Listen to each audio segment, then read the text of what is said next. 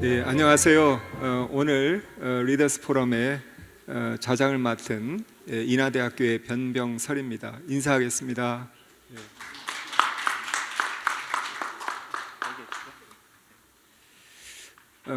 전 세계적으로 산업화, 도시화가 심화되면서 도시의 무질서한 개발이 이루어지고 있고, 그로 인해서 이 도시에 많은 이산화탄소를 많이 방출하는 그런 이제 실정이 됐습니다.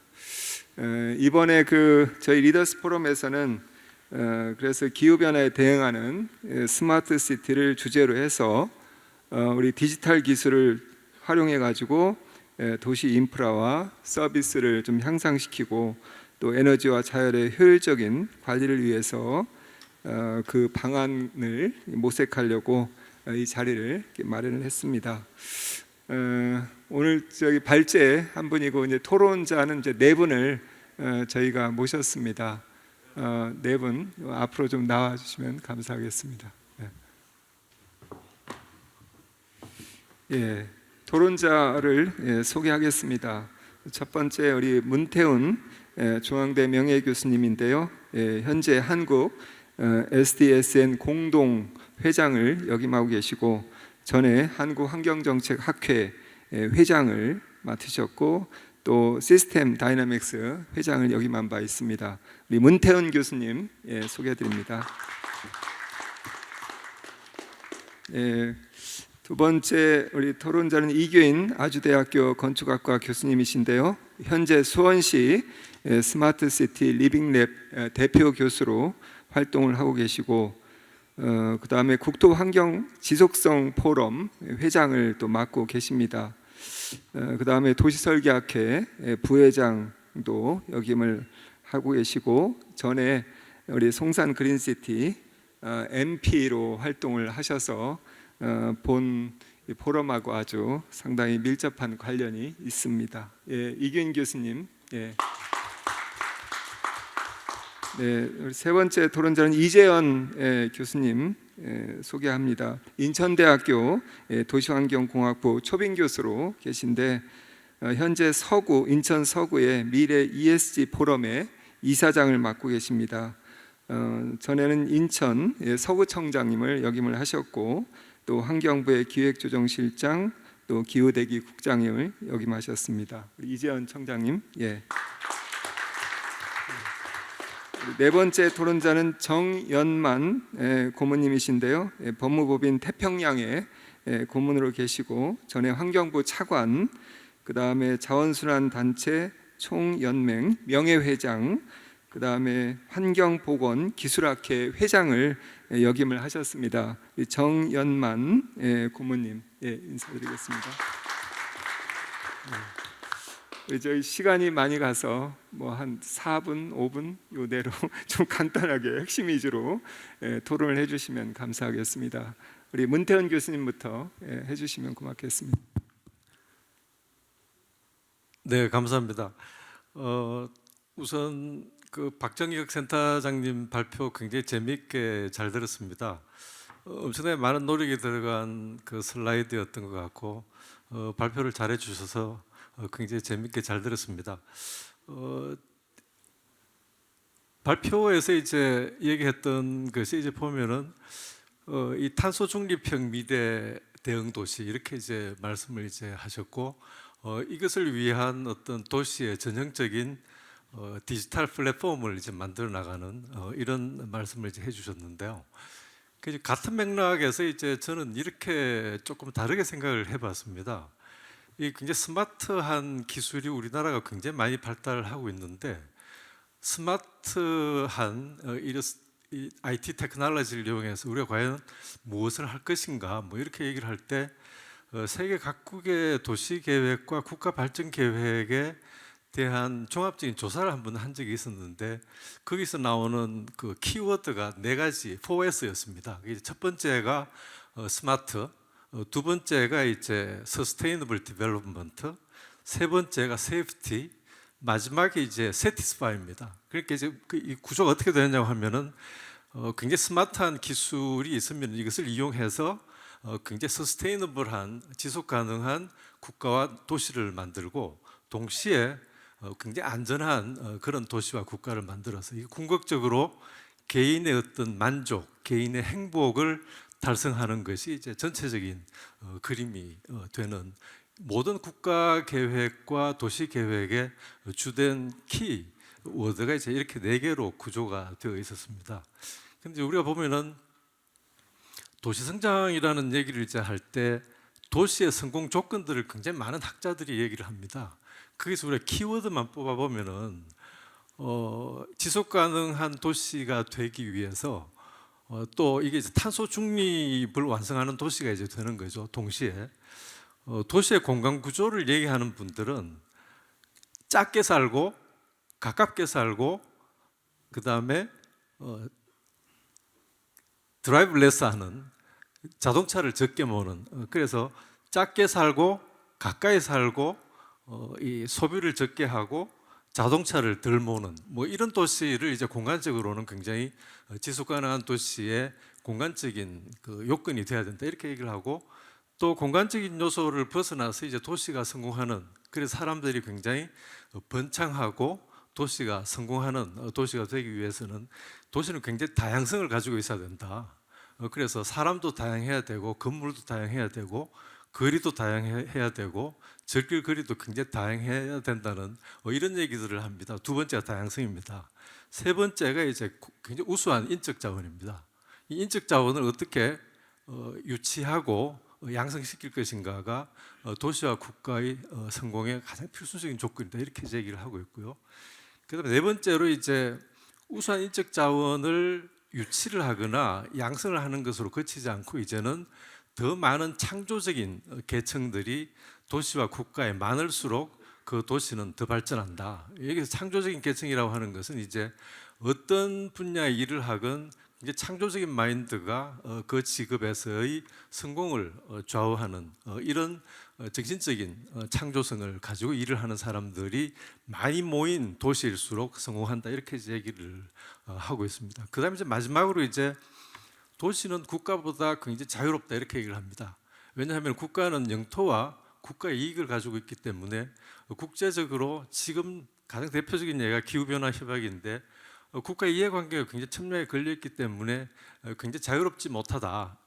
그러나 도시를 국가에 비교하면은 도시는 국가보다 훨씬 더 자유롭다. 왜냐하면은 국가의 이념에 얽매이는 것도 훨씬 덜하고 국제 조약에 얽매이는 것도 굉장히 덜하기 때문에 도시 간에는 굉장히 자유로운 이념과 어떤 국가 이해관계를 떠나서 이 협상도 할 수 있고 계약도 할 수 있고 협력도 할 수가 있기 때문에 이런 국제적인 네트워크가 굉장히 확장되는 이런 도시가 굉장히 성공하는 도시의 조건이다 이렇게 얘기를 합니다.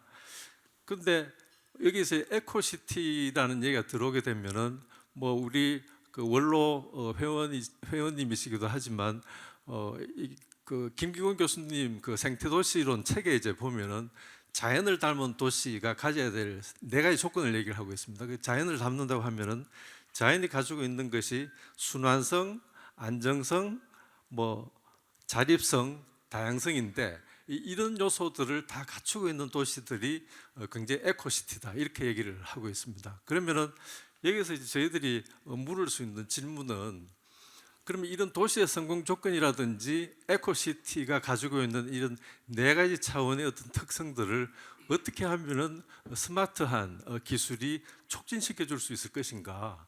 다양성을 어떻게 촉진시키고 또 아이디어가 어떻게 빨리 만들어지고 확산될 수 있는 이런 도시, 인적 자원들을 잘 양성하고 유치할 수 있고 길러낼 수 있는 도시, 또 더구나 나아가서 국제적인 협력과 공조, 같은 일을 하는 파트너십을 더 촉진시킬 수 있을 것인가에 스마트 기술이 어떻게 활용될 수 있을 것인가가 굉장히 중요한 역할이 되어야 되지 않겠나 이런 생각을 이제 하게 됩니다. 그래서 우리가 이제 보면은 뭐 이 서스테이너블 디벨롭먼트를 위해 가지고 이 개입할 수 있는 지점들이 있는데 거기에 이제 뭐 우리가 뭐 교육, 뭐 성평등, 우리 SDGs 17개 목표들을 다 이제 분야별로 삼아 가지고 이제 그쪽으로 또 개입을 할 수가 있지만 이 중에서도 가장 중요한 것이 디지털 혁명이다 이렇게 제기를 하고 있습니다. 디지털 혁명은 이 SDGs를 달성하는 수단이 될 수 있을 뿐만 아니라 그 자체가 목표가 될 수가 있다 이렇게 제기를 하고 있습니다. 그래서 디지털 혁명이 가지고 올 수 있는 여러 가지 이점도 있지만 굉장히 불편한 점도 많을 수가 있다. 뭐 예를 들면은 프라이버시의 보장이라든지 빅데이터를 거대 기업들이 독점하기 때문에 여기에서 나오는 여러 가지 시장 상황에 대한 컨트롤이라든지 뭐 이런 또 심지어 선거 문제까지 개입할 수 있는 이런 가능성들이 항상 상존하기 때문에 이런 것들을 어떻게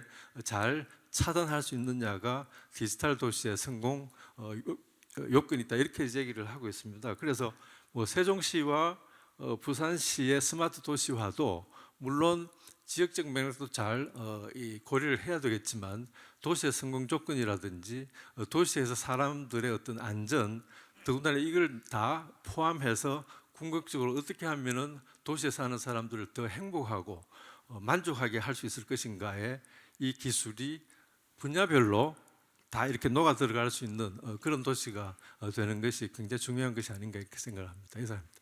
네, 감사합니다. 우리 문태현 교수님 도시의 성공 조건과 함께 탈탄소 문명 도시로 전환하는 데 있어서 이 거버넌스 메커니즘과 디지털 혁명을 강조해서 말씀을 해주셨습니다. 네, 감사합니다. 우리 두 번째 토론자 이규인 교수님 토론을 듣는데 좀 시간이 많이 가서 뭐 한 4분 내로 이렇게 좀 해주시면 감사하겠습니다. 짧게 말씀드리겠습니다. 원고는 이미 책자에 있기 때문에 참고하시는 걸로 하고 저는 그냥 몇 가지 좀 소회를 말씀드리고자 합니다. 네, 오늘 발표는 정말 세계 최고의 석학으로부터 들은 것처럼 아주 멋진 그런 발표를 듣고 많이 저도 공부했습니다. 네, 우선 이 자리에 참가하게 돼서 너무 영광스럽게 생각합니다. 환경 분야에 고매하신 원로분들과 최고의 전문가들이 계신데 제가 공차 앞에서 문자 쓰는 격이어서 너무 죄송스럽습니다. 아까 이상은 전 이사장님이 우리 환경한림원 로고를 건축학과 대학원생이 아주대학교 만들어줬다고 칭찬해 주셔가지고 제가 조금 마음이 조금 놓였습니다. 네, 저는 이제 생태도시 건축이 전공이고 30년 정도 연구를 했습니다. 제가 94년에 지속가능한 주거단지 개발이라는 보고서를 냈는데 그때는 지속가능한 개발이 뭐냐 이런 질문을 많이 받았고 연구비 받기 위해서 너 사기치는 거 아니냐 이런 얘기도 많이 들었습니다. 근데 지금은 대부분이 이제 그 용어를 알고 이제 기후 변화에도 공감하는 그런 시기가 됐습니다. 그래서 이제부터 실천이 중요한데 사실은 이제 저는 이제 유럽의 스마트 에코시티도 많이 봤습니다. 이미 상당 부분 실현이 돼 있고, 근데 실제 가보면 자율주행보다는 도로 다이어트가 더 효과가 있습니다. 첨단 기술은 앞으로 미래의 얘기고 지금은 차량을 위한 도로를 한 차선 줄이는 게 훨씬 이산화탄소를 줄일 수 있다. 그래서 유럽은 지금 아주 도심 인근인데도 자동차 갈 수 있는 차선이 한 차선밖에 없습니다. 편도로 양쪽에 한 차선이죠. 가운데는 완전 녹색교통, 대중교통, 공유, 자전거. 그 다음에 자동차도 전부 공유차로 바꾸고 있습니다. 자기가 차를 안 갖고 있는 거죠. 길에 가면 전기차가 다 주차되어 있습니다. 아무거나 타고 나가면 돼요. 그러니까 주차장도 필요 없죠. 그래서 상당히 오히려 실천은 상당히 또 가까운 데 있다. 그게 또 가성비도 높다. 저는 약간 그런 말씀 드리고 싶고요. 가장 볼드한 도시계획은 지금 네옴시티입니다. 네옴시티. 지금까지 도시개발의 95%를 절약하고 5%만 쓰고 도시를 만드는 개념이죠. 네, 저는 제가 본 것 중에 가장 볼드한 거고요. 관계자들하고도 얘기해보고 현재 가서 토론해본 결과 충분히 실현할 수 있는 기술이다. 네, 아주 실현이 가능한 기술이고 우리 기업들도 많이 참여를 지금 하고 있습니다. 네, 삼성에서 인프라는 벌써 절반 이상 했고요. 우리 유수의 회사들이 지금 진출 준비를 하고 있습니다. 그리고 제가 또 최근에 이제 제가 아프리카도 한 8번을 여행했고 여행을 좋아합니다. 생태적인 문화를 가진 지역들을 많이 가보는데요. 남태평양의 파푸아뉴기니를 이번 여름에 갔다 왔습니다. 그 조그만 섬에 820개 부족이 있고 언어가 820개 이상이 있습니다. 가장 생태적입니다. 가장 저탄소고요. 이 역설입니다. 우리는 기술을 개발하고 선진화하고 했지만 실질적으로는 그것이 가장 탄소를 적게 배출하는 그런 문화를 가지고 있다. 그런 거를 느꼈습니다. 제가 이 말씀은 자세히 못 드리고요. 제가 제 학생이 만들어줘서 유튜브에 이런 그 내용들을 지금 올려놨습니다. 유튜브 행복의 여행을 치시면 쫙 내용을 참고하시고요. 간단하게 송산그린시티 MP로서 제가 했던 아이디어를 몇 가지 말씀드리겠습니다. 송산그린시티에는 수많은 철새가 있고 맹꽁이, 수리봉이가 살고 있습니다. 우선 도시를 만들기 전에 이 생명들이 산에서 바다로 자유롭게 이동하도록 에코코리다 네트워크를 만들었습니다. 이게 50%입니다. 전체 도시에. 그래서 50%를 보존하고 탄소를 흡수하고 그곳에 우리 예전에 마을숲 개념의 도시숲을 조성해서 탄소 중립 도시를 만들겠다. 그리고 아까 말씀드렸듯이 4차 산업 그 자족지구를 완전히 집약했습니다. 도시의 절반에. 그리고 그 위에 주거지를 만들어서 직주 근접하도록 이렇게 계획을 했고요. 그 다음에 물류도 새로운 물류 시스템으로 이 트럭들이 막 중구난방 돌아다니지 않도록 도시 거점에 딱 배달하면 거기서 몇 군데만 이렇게 해서 물류를 할 수 있도록 했고요. 그 다음에 수소 연료전지 플랜트를 전 도시의 33%를 해결할 수 있도록 그렇게 새로운 에너지로 이제 공급하기로 했습니다. 그리고 건축 부분은 주거단지는 100% 제로 에너지, 자기가 쓴 만큼 자기가 생산하는 그런 제로 에너지 주거단지로 이렇게 만들려고 노력을 했습니다.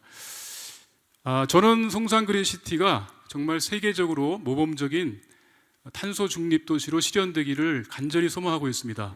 제가 한 15년 전에 5년 동안 MP를 했고요. 최근에는 새롭게 마스터 플랜을 탄소 중립 마스터 플랜을 수립하는데 MP로서 참여를 했습니다. 네. 그래서 이 부분만큼은 제가 수장공사에 꼭 부탁드려서 꼭 실현되기를 기대하면서 제 토론을 마치겠습니다. 감사합니다.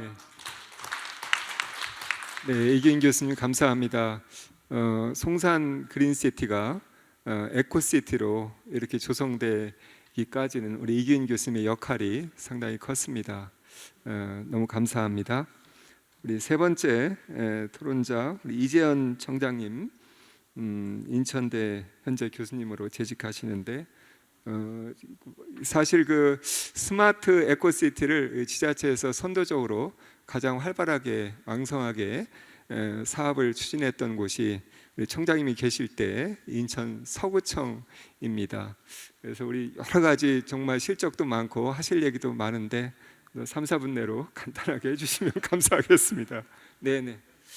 예, 저도 뭐 잘 아시겠지만 환경부에서 30여 년간 고상하고 이렇게 어려운 정책을 많이 했지만 그 뒤로 이제 공기업 사장 현장에 가서 지자체장을 처음 맡으면서 느꼈던 게 대한민국의 가장 모든 문제는 이 정부와 지자체 현장 간의 괴리감과 단절감이 너무 크다.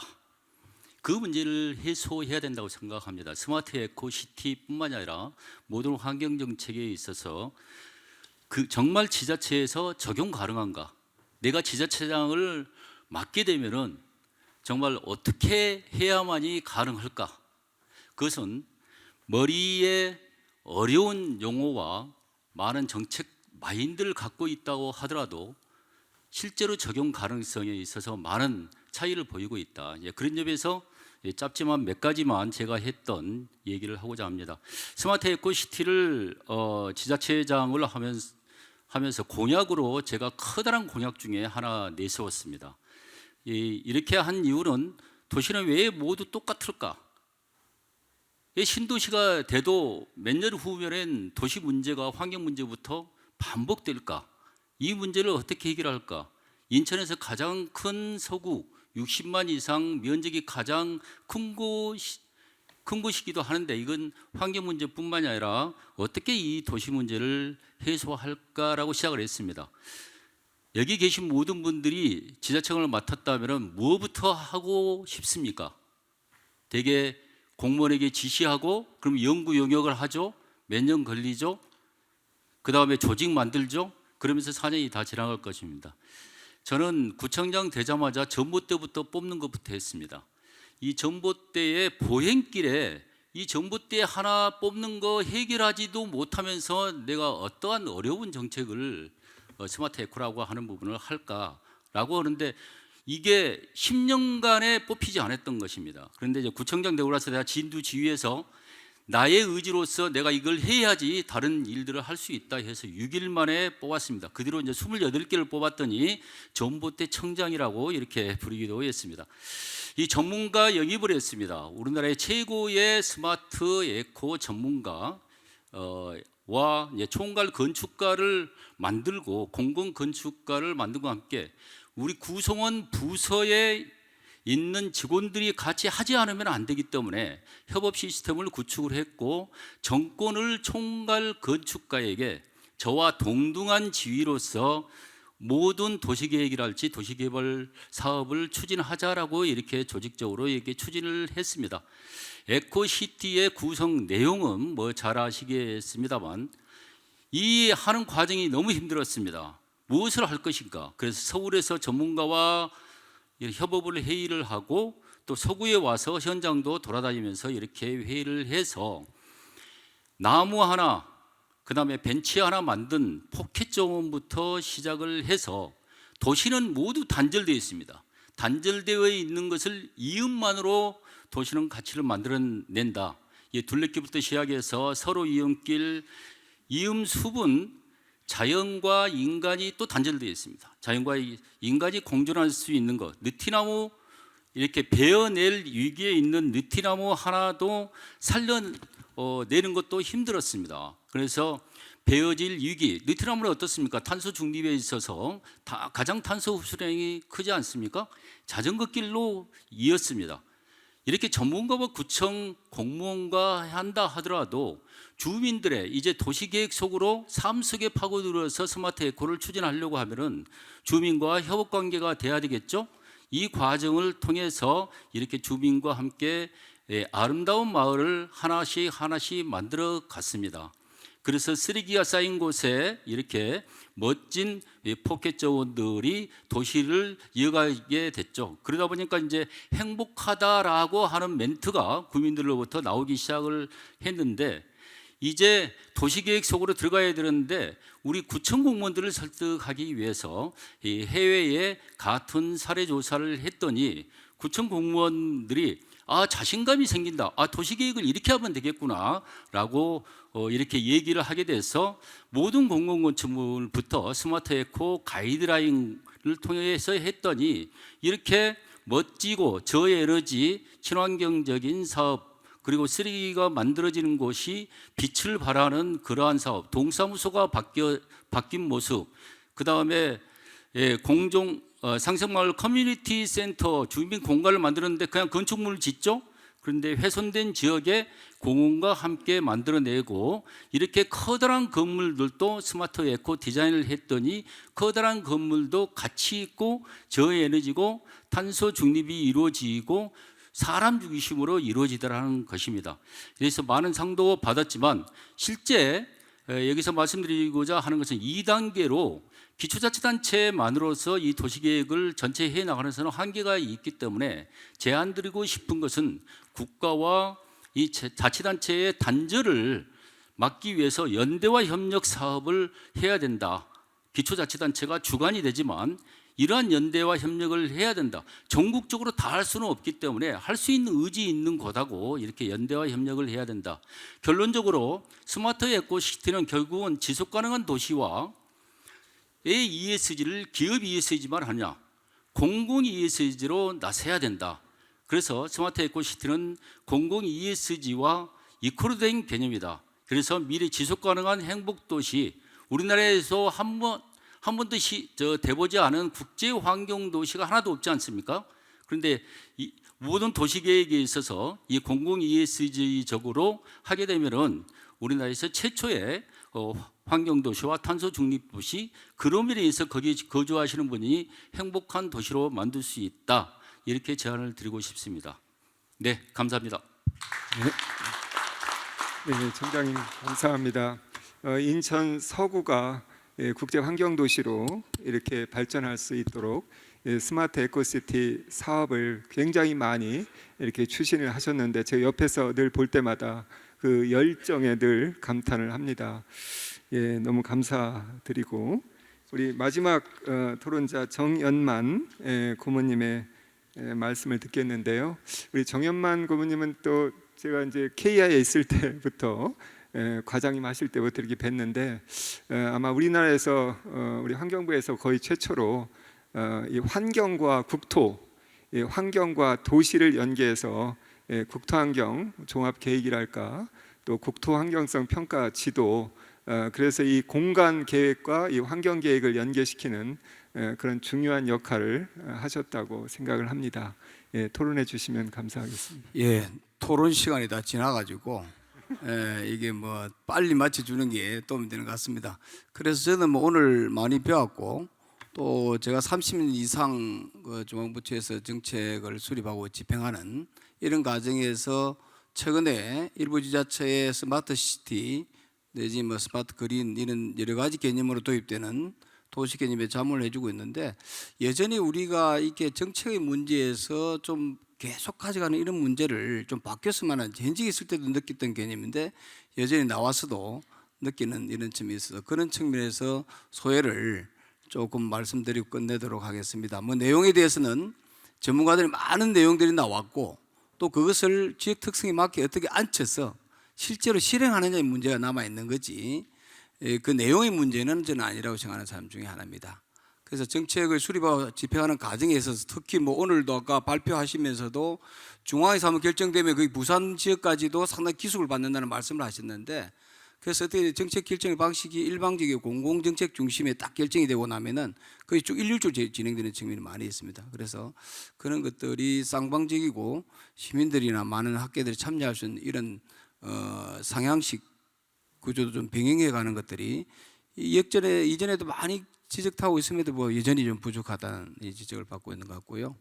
그리고 정책 추진 방식에서도 저도 이 현직에 있으면서 많이 느끼는 건데 어느 부처가 이거 한 아이템을 하나 잡아서 그 정책 부처에 정부에 있을 때 추진해 가면은 다 다른 부처들 발을 담급니다. 그러다 보면 이게 나중에 중구난방이 되는 경우가 많아요. 사실은 정부 전체에서 이걸 어떻게 만들어 갈 것에 대한 고민이 많다. 여러분 스마트 시티를 한다, 스마트 에코 시티를 한다, 스마트 넷제로 시티를 한다 여러 가지 명칭은 들어야 됩니다. 그러면은 해당되는 부처가 많아요. 스마트 그러면은 가기부 들어오지, 국토부 들어온단 말이에요.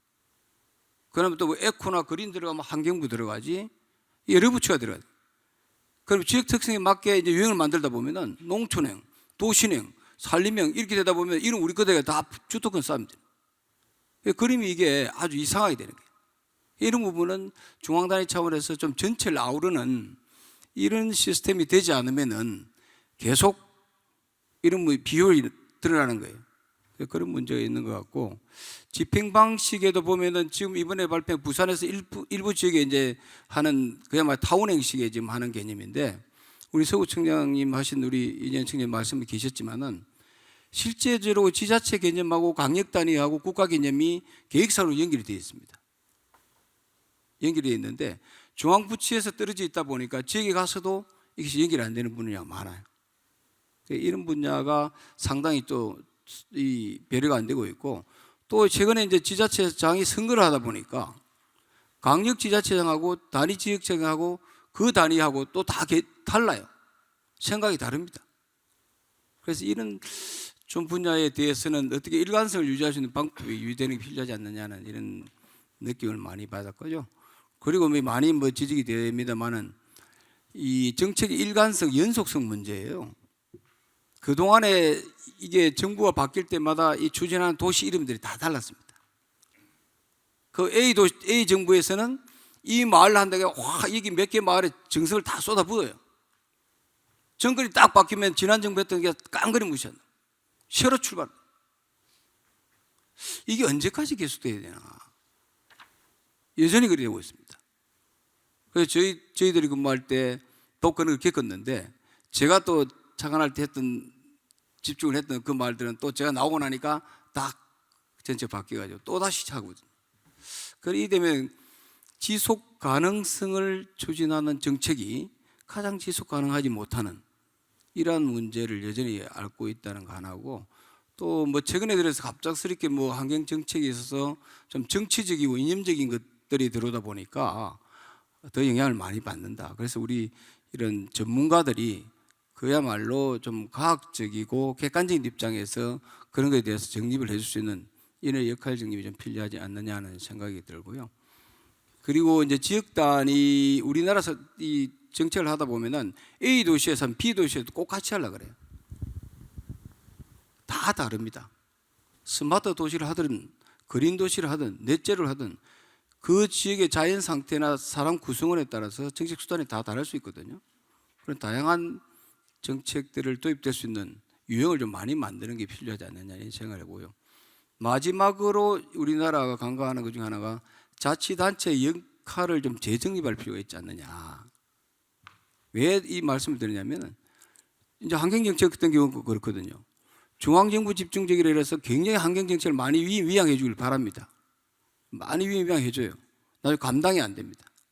사고가 터지면은 또 중앙정부에다 하게 되니까 어떤 정책은 다시 지방에 위임됐다가 다시 중앙에 가져오는 이런 악순환이 계속되어서 지자체 단위별로 권한과 책임이 함께 할 수 있는 이런 시스템을 좀 만들어 주지 않고서는 일단 권한을 넘기고 책임을 지는 이런 것 회피하는 이런 문제를 막을 수는 없지 않느냐. 뭐 사고 이게 간단한 문제지만 사고 같은 경우도 그렇습니다. 환경부에서 관리하는 국립공원관리공단 같은 경우에도 위험지역 같은 경우는 출입 금지를 이렇게 딱 해가지고 팻말도 줄을 쳐놨습니다. 그런데 꼭 그 길을 들어가서 사고를 당해요. 그럼 사고를 당하면은 국가를 상대로 소송을 제기를 합니다. 그 미국에 여러분 아시다시피 뭐 큰 그랜드 캐니언 같은 데 가도 안전망 장치가 그렇게 다 되어 있지는 않습니다. 거기도 여전히 사진을 찍다 1년에 몇 사람들이 낙하돼서 돌아가시는 분이 있거든요. 개인도 그렇듯이 행정 공공기관에 있어서도 그런 책임과 권한이 함께 갈 수 있는 시스템이 되지 않으면은 사실 실제적으로 현장에 가서 작동이 잘 안 될 수 있다. 왜냐하면 중앙정부의 모든 정책들이 마지막 결정되는 것은 지방자치단체예요. 그리고 지방자치에 근무하는 사람, 이분들이 어떤 형식으로 도시를 가져갈 것이든 이런 합의가 중요하고, 또 그런 합의를 이끌어서 정책을 도입하는 데 있어서도 지방이 전제가 되어 있어야 중앙에 가는 정책 현장에서 발휘가 될 수 있다. 그래서 제가 쭉 한 30년 정책하면서 느꼈던 것이 여전히 좀 안 지켜지고 있는 이런 분야를 앞으로 어떻게 풀어나갈지, 이런 고민도 함께 병행이 되어야 현장에서는 좀 다양한 정책들이 실현될 수 있지 않느냐 이렇게 생각합니다. 감사합니다. 네. 예, 고모님 감사합니다. 제가 이제 서머리하고 해야 되는데, 그리고 또 우리 선생님들의 의견도 듣고 또 질문도 받고 이렇게 해야 되는데 좀 시간이 다 가서 여기서 마무리를 해야 될 것 같습니다. 그래요. 마지막으로 그러면 질문 간단하게 이렇게 해주시면 감사하겠습니다. 오늘 제가 오게 된 거는 박정희. 대전에서 왔는데, 저는 한밭대학교 명예교수로 있고 이번에 새로 생긴 국가환경보존원에 이사로 있습니다. 거기에서 하는 일은 대국민 탄소중립 교육을 위해서 이번에 이제 다시 개편을 했는데, 오늘 기조연설이나 또 이제 발제나 지금 네 분이 이렇게 발표를 하시는데, 제가 작년에 그 부산 동래하고 전주시하고 대전시하고 기초단체의 환경부에서 용역을 줘가지고 앞으로 40%를 목표로 세워라 이렇게 해가지고 돈을 뭐 한 1억 정도의 그런 것을 줬습니다. 각 지자체에. 그런 다니면서 느끼는 것이 뭐냐면은 오늘 스마트 에코시티 참 지속 가능성이라는 말 대단히 좋습니다. 그러나 우리가 탄소 중립을 국가 목표가 있고, 다음에 광역단체의 목표가 있고, 기초단체가 있는데, 여기서 되지 않으면은 지금 말씀하시는 모든 것들이 우리 정혜민 지금 전 차관님이 말씀하신 것처럼 이루어지지가 않아요. 안타까워서 제가 일부러 손을 들었습니다. 예를 들어 가지고 지금 이제 각 지자체에서 광역단체의 그 목표가 있잖아요. 2030년까지 40%. 기초단체 목표가 있잖아요. 그 목표가 어디에서 나오느냐면은 하나 모니터도 안 하고 인벤토리도 안 하고 그냥 국가에 있는 거 또 환경부에서 내려온 거 그거에서 그냥 로드맵을 만드는 거예요. 로드맵을. 그럼 그게 흡수나 감축에 아까 누가 말씀드리는데 그 나무 뭐 이런 거 하는데 지자체에서는 요새 각 정원을 만듭니다. 뭐 무슨 강에다 정원, 뭐 어디에 정원 해가지고 파괴하고 인공호수 만들고 또 각 축제를 엄청나게 하고 있습니다. 여기에서 나오는 이 탄소라는 것은 엄청난 거예요. 그래서 저는 참 안타까운 것은 제가 30년간 환경 교수를 했지만은 실제적이라는 것이 참 없습니다. 제가 그래 정인문 차관님 때 그런 말씀을 좀 하시고 드리고 그랬었는데 많은 것을 반영시켜줘서 고마운데 하여튼 이 탄소 중립이 우리나라에 어떻게 할 것인가가 중요하죠. 지금 오늘 우리 한림원 포럼에서 아주 이 중요한 거를 했는데 실제로 들어보니까 정말 뭘 어떻게 해야 되는지 그냥 따라서 하고 아까 CCUS 있지만은 지자체 로드맵에 보면은요 CCUS에 비율이 있어요. 예. 우리나라에 CCUS 하는 데가 어디가 있어요?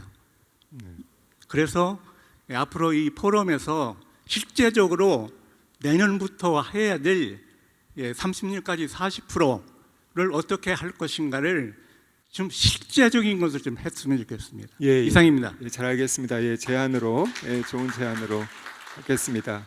혹시 다른 의견이나 뭐 제안 같은 게 또 있으신가요? 네, 마지막으로 한 분만 더 의견을 듣겠습니다. 예, 국민대학교 김은식입니다. 오늘 제목이 스마트 에코시티라 해가지고 그 에코 하면은 그 모르던 생태라고 그래가지고 제가 한국 생태학회 회장도 하고 이 세계 생태학회 회장도 하고 했기 때문에 에코는 그래도 내가 가까이 있지 않을까라는 생각을 했거든요. 근데 오늘 보니까 에코가 별로 없어요. 그래서 에코시티라는 상황이 실은 그 뭡니까 탄소 중립을 지향하는 도시라고 생각이 되어지고요. 그래서 만일 진정 에코시티 하면은 우리가 전통적으로 말하는 생물 다양성, 오늘도 의장님 이야기했습니다만 생물 다양성, 생태계 서비스, 그다음에 도시의 경관 생태 이런 부분을 최소한 한두 개라도 포함을 시켜야만이 이게 에코가 되지 않을까. 혹시 그런 차원에서 우리 볼드한 표현은 좀 의미 있게 해야 하지 않을까라는 생각이 들어가지고 저 스스로 좀 반성하는 차원에서 이런 문제를 좀 제기를 해봤습니다. 네. 특히 오늘 이제 만일 그 탄소 중립이 중요하면은 오늘 아까 의장님 그 강의에서 말씀하셨습니다만은 진정한 의미에서 탄소 어떤 생산과 소비 이런 부분을 평가하는 차원에서 좀 의미 있게 중립할 수 있는 그런 부분을 우리가 생각하는 그러한 환경 리소스 포럼이 되면 좋겠다라는 말씀을 드려봅니다. 네네. 고맙습니다. 예, 우리 또 발제 내용에서 스마트 기술은 많이 또 설명이 됐는데 에코 부분이 조금 부족하다는 지적인데요. 우리 센터장님, 말씀해 주시면 고맙겠습니다. 감사합니다, 교수님. 적확한 지적이신 것 같고요. 네, 아직 결론부터 말씀드리면 만들어가고 있는 단계이고, 그래서 교수님과 같은 다양한 전문가들과 함께 협업해서 진짜 모두가 공감하는 그 볼드를 만들어가도록 노력하겠습니다. 네, 감사합니다. 네, 그래요. 또 다른 우리 토론자분께서 하실 말씀 있으신가요? 네, 간단하게. 네. 예, 제가 현장 얘기를 했기 때문에 또 환경 한림원 우리 회원님들도 모두 계신 상황에서 현장을 조금 한 가지만 더 말씀드리고자 합니다. 기후 변화만 하더라도 아까 뭐 많은 말씀하셨지만은 어려운 단어들이 정말 많습니다. 우리 정책적으로 너무 어렵고 하기 때문에 지자체에서 흡수 능력이 이건 마치 그 어려움을 그 용어를 해석하지 못하면은 전문가가 아니구나. 그렇기 때문에 일도 하지만 그런 어려움이 너무 많으니까 우리 좀 정책을 하는 데 있어서 좀 쉬운 단어, 쉬운 말로 또 쉬운 것부터 추진해야 된다. 아까 뭐 생물종 다양성, 뭐 여러 가지 텍소노미와 관련해서 구체적으로 분류 체계에 들어가고 막 이렇게 하겠지만 그래야만이 그 현장 적용성이 더 이렇게 쉽게 해결될 수 있지 않겠느냐, 그 말씀을 좀 드리고 싶습니다. 네, 감사합니다. 저희가 약속한 시간이 4시 50분인데 시간이 좀 많이 지나서 여기서 마무리를 하도록 하겠습니다. 짧은 시간 동안에 이게 발제를 해주시고 토론해 주신 네 분께 우리 감사의 박수를 보내면 좋겠습니다. 네, 감사합니다. 네, 이상으로 마치겠습니다. 네.